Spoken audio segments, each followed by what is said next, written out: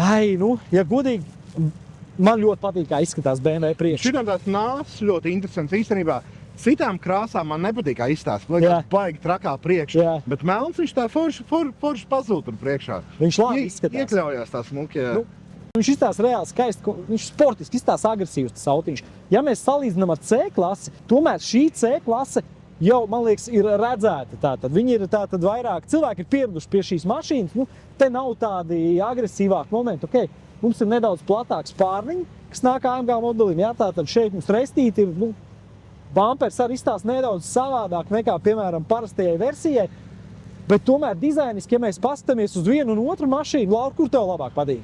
Nu, man labāk patīk tā, ko es nopirku. Jā, laikam dizainiski es piekrītu, ka tomēr M4 izstāsta agresīvāks. Šis vairāk ir tāds gaumīgs, skaists, viss ir ok ar visiem tiem spārniem. Es dodu abiem vienādu balvu no savas puses, tomēr tāpēc es atbraucu ar Mercedes.